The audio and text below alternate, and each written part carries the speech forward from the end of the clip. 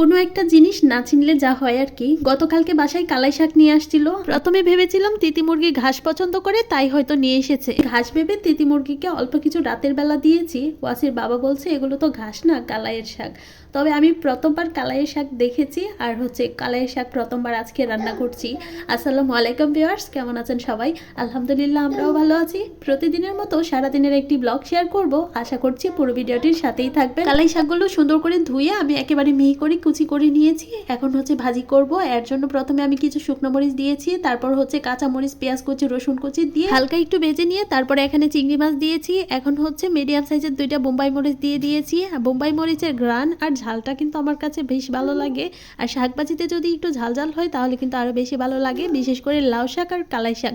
কালাই শাকটা প্রথমবার খেয়েছি, তবে ঝাল ঝাল হয়েছে, এটাই খেতে ভালো লেগেছে। তারপর স্বাদ মতো লবণ আর হলুদ গুঁড়ো দিয়ে সবকিছুকে আবারও একটু ভেজে নিয়েছিলাম। এখন উপর থেকে শাকগুলো দিয়ে দিয়েছি। শাকের পরিমাণটা একটু বেশি হয়, তেমন নাড়া যাচ্ছে না। আমি এভাবেই ঢাকনা দিয়ে রেখেছিলাম। 5 মিনিট পরেই কিন্তু শাকটা একেবারেই কমে গেছে। এখন সবকিছুকে নেড়ে খুব ভালোভাবে মিক্সড করে দিচ্ছি। শাক ভাজিতে কিন্তু এখনো অনেকটা পানি রয়ে গেছে। আমি ঢাকনা দিয়ে আরো কিছুক্ষণ রান্না করে নিয়েছিলাম। পেঁয়াজ রসুনের পরিমাণটাও একটু বেশি করে দিয়েছি। যে কোনো শাক ভাজিতে যদি পেঁয়াজ রসুনের পরিমাণটা একটু বেশি করে দেওয়া হয়, শাক ভাজি খেতে আরো বেশি ভালো লাগে। যে কোনো শাক ভাজি করার সময় পরিমাণে দেখতে বেশি দেখা গেলেও পরবর্তীতে দেখা যায় খুব অল্প পরিমাণে হয়ে যায় আর কি। শাক ভাজির সাথে সাথেই অফ ক্যামেরায় ডিম আলু সেদ্ধ করে নিয়েছি। আজকে নতুন আলু দিয়ে ডিম বোনা করব, সাথে আলুর ভর্তা করব।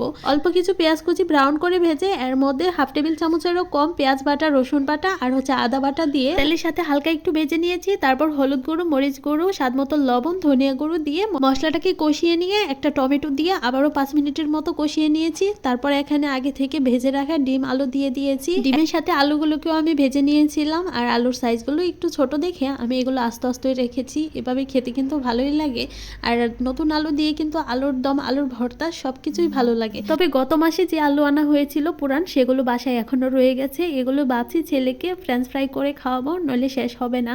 আর নতুন আলু পেয়ে পুরান আলুর কথা ভুলে গেছি, তাই আজকে পুরান আলুর ভর্তা করেছি আর নতুন আলু দিয়ে ডিম রান্না করেছি। বলতে পারেন আজকে আলুময় দিন। সবকিছুর সাথেই আলু, শুধু শাকভাজিতে দেইনি। গত বছর ফ্রোজেন করে মটরশুঁটি রেখেছিলাম, কিছুদিন আগেই শেষ হলো। আবারও মটরশুঁটি নিয়ে আসা হয়েছিল। আর এই শীতের সময় কিন্তু মটরশুঁটিগুলো আমি সংরক্ষণ করে ফ্রিজের মধ্যে, ওয়াসি যেহেতু অনেক পছন্দ করে, মা ছেলে মিলেই আর কি পরিষ্কার করে নিয়েছিলাম মটরশুঁটি।